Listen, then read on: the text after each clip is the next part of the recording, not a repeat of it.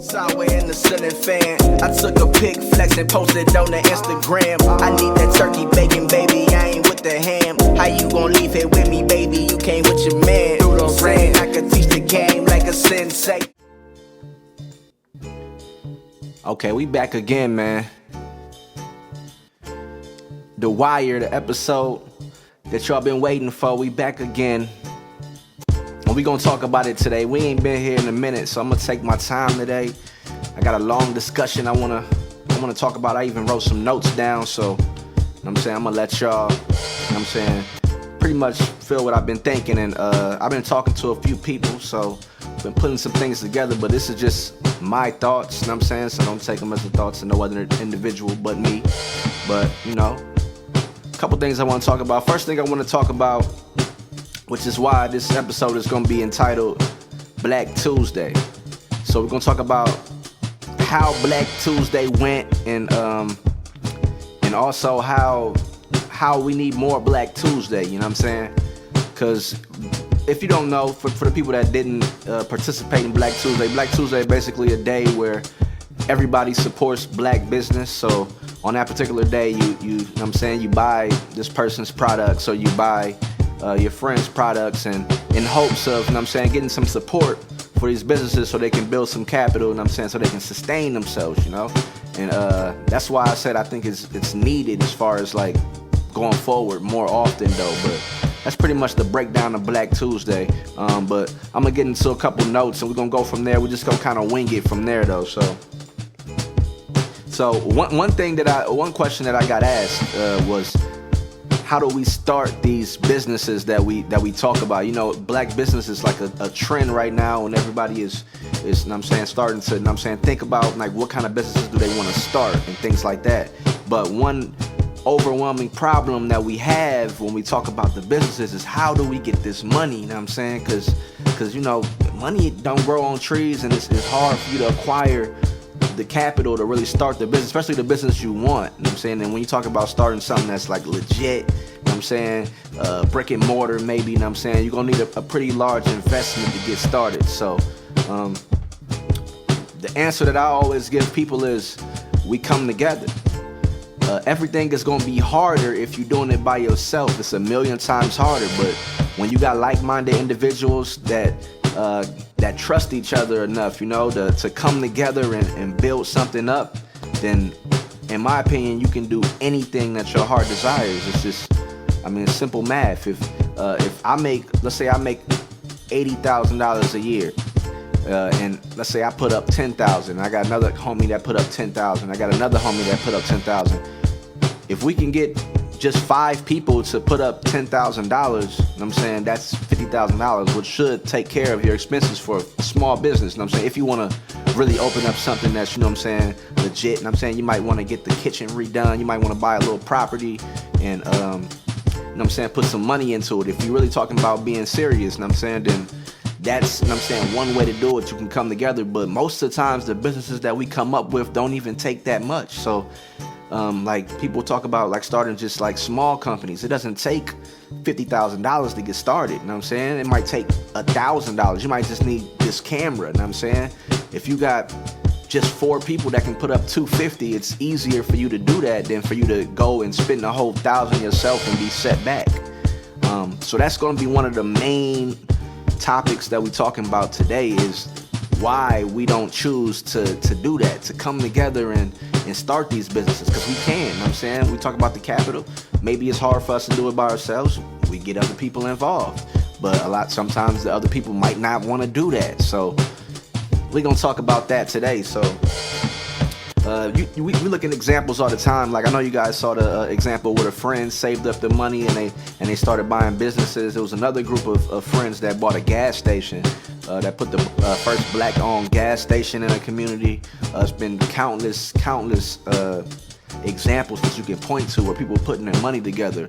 If you look into like different societies, different cultures, they actually have names and actual guidelines behind the way that they actually pull money together. So like Asians, look at our Asian brothers and sisters. When they out there, they actually have something called a kai. I think that's the word for it, where they actually all put money into a group, and each member gets a loan of $10,000, which they pay back because they trust each other. And they don't stop until every person in the group gets a loan, you know what I'm saying, whatever that loan is. So in a sense, they keep each other in business. And I feel like that's one thing that we are failing to realize, in the concepts that we are not following. So let's go to the next note. Let's see where we at. So we look at our problems, because, we're going with all of these problems in the black community. Most of our problems are based on economics, So you look at the poverty in the black community. You look at the murder rate, or whatever you want to say about that. Most of these problems could be solved if people were put into better economic positions. But our biggest problem is individualism. So let's go ahead and we're going to break that down a little bit. So the concept of being an individual, I was talking about this on Instagram the other day. The concept of being an individual is flawed. And I got this theory directly from Dr. Amos Wilson, where he was talking about how you can't be an individual without a community.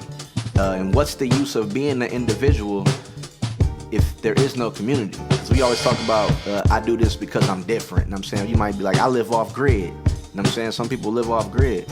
But in fact, the reason that they even pursue these things is because there's a community that already does that. You know what I'm saying? You might say, I'm a sneakerhead, and that makes me different. But the reason why you do that is because you relate to a overlying community of sneakerheads. So even our individual likes are a part of social systems. So that's something that has always plagued us, because it's always about me, and about we don't want to support one black business because we think he might get a whole bunch of money and he don't want to give back, or he might think he won't do good business. And like I said, in fact, we can't think that way, because we have no problem going to a Nike or going to an Apple and just balling out, or a Louis store and dropping $30K. We see rappers run into these stores and drop $100K. Floyd Mayweather going to drop $1 million in a Gucci store, you know what I'm saying? But we can't start our own businesses. So, but let's go ahead and move on from there. So, one thing we talk about with also starting our own business. So I made a post that was like, every business that you see that you didn't see on Black Tuesday is an opportunity for you to start it up yourself. And a lot of times we think that we can't do these things, but we are totally capable of doing them. So we don't need tragedy to happen in order for us to start shopping with each other. You know what I'm saying? We don't need somebody to get killed by the police in order for you to say, hey, maybe I should, you know what I'm saying, spend this same money that I could spend here with, you know what I'm saying, one of my people, you know what I'm saying? And whether that's, you know what I'm saying, however your community is designed, you know what I'm saying? You could always take that money and spend it with your people. So we don't need an excuse. We don't need people to discriminate against us. We don't need Gucci to put a monkey on a shirt for people to say, I ain't buying Gucci no more, you know what I'm saying?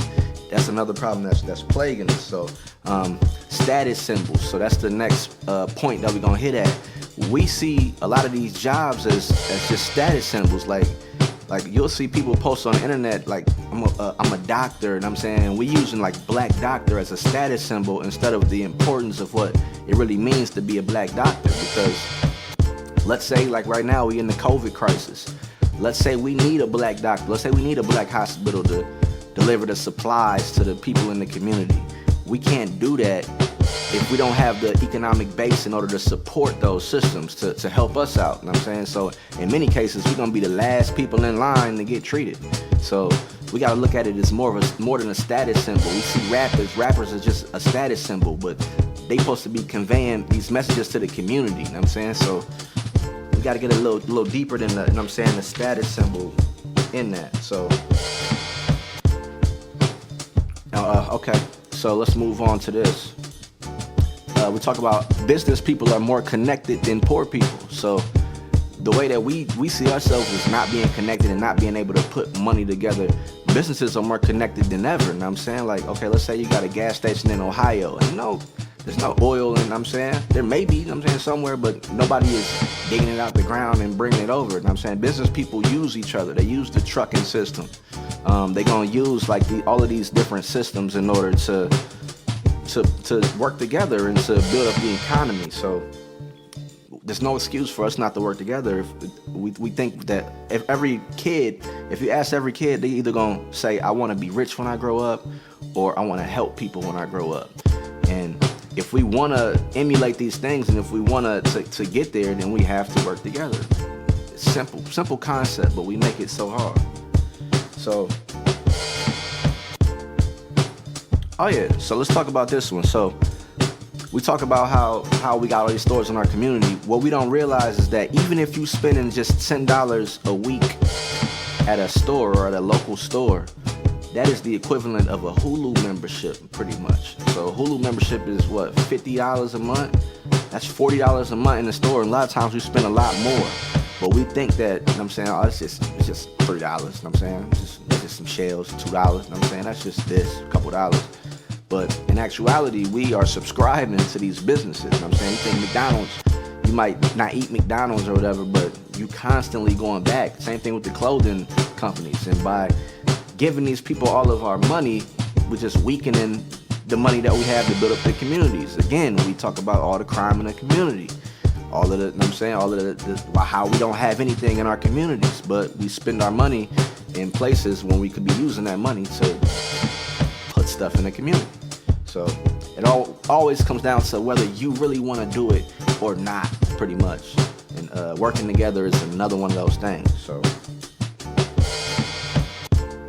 okay, so now we're gonna move on. So this is kind of like the synopsis of everything. So I got these concepts. We're gonna talk about. I've been reading this book, the book from Niccolo Machiavelli. It's called The Prince, and he has some pretty specific ideas that he highlights. And you can see that a lot of powerful people follow these guidelines, but we seem to think that it's wrong to follow these guidelines. Like we seem to think that we don't want to hurt other people's feelings. We don't want to be individuals. You know what I'm saying? Like that. And I'm saying, well, we in our not wanting to be individuals, we end up being individuals because we don't support each other. You know what I'm saying? And because we always choose to have gratitude in a business situation.